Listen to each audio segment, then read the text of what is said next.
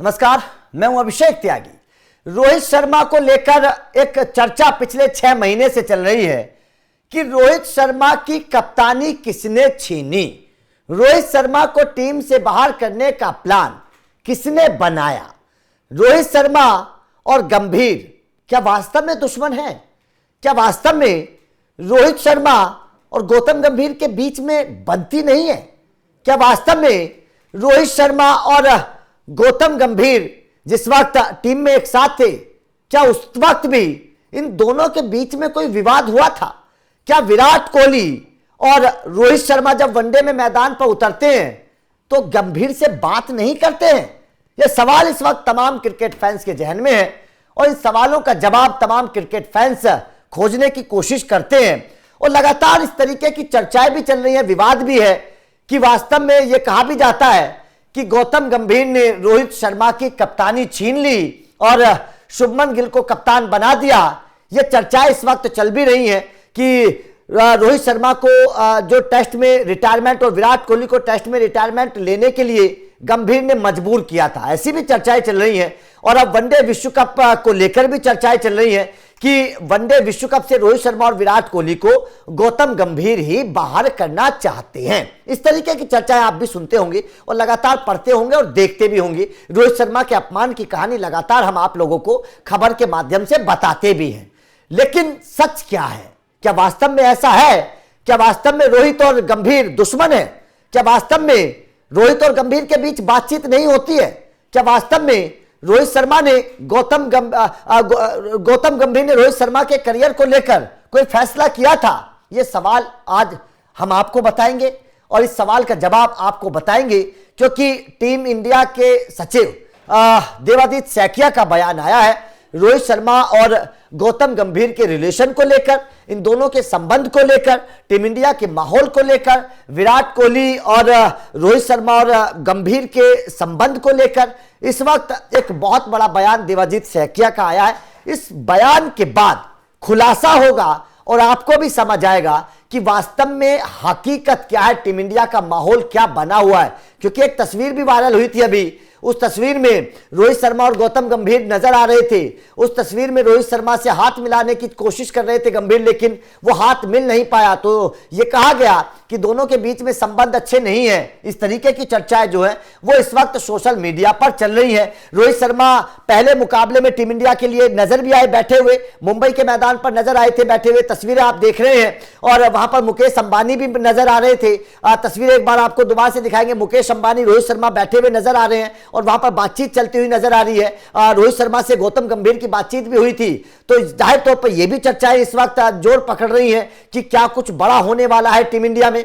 अब चर्चा बताते हैं आपको ग्राफिक्स के माध्यम से उस बयान के बारे में जो बयान इस वक्त चर्चा का विषय है।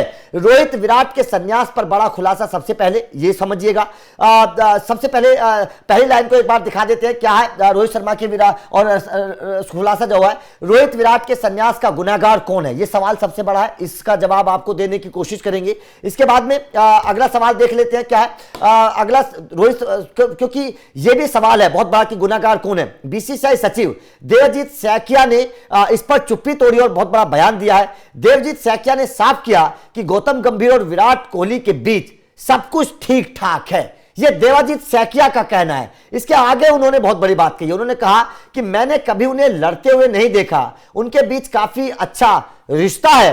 यह देवजीत सैकिया को लेकर कहना है। उन्होंने कहा कि लोगों को ऐसा लगता होगा लेकिन विराट कोहली हमेशा से टीम के साथ रहे हैं। ये सैकिया का कहना है कि जब मैदान पर रहते हैं टीम के साथ रहते हैं। गौतम गंभीर भी यहां है, हम सिर्फ नतीजों पर नजर रखते हैं। ये लाइन जो है इस पर थोड़ा सा चर्चा करेंगे ग्राफिक्स के बाद कि उन्होंने कहा कि हम केवल नतीजों पर चर्चा रखते हैं। उन्होंने कहा कि आपने कभी देखा है कि विराट कोहली टीम का हिस्सा नहीं हो? ये सैकिया का कहना है। विराट कोहली हमेशा टीम का हिस्सा रहते हैं। इसके बाद उन्होंने कहा कि कोई भी विराट कोहली के लेवल के खिलाड़ी को ऐसा फैसला लेने के लिए मजबूर नहीं कर सकता।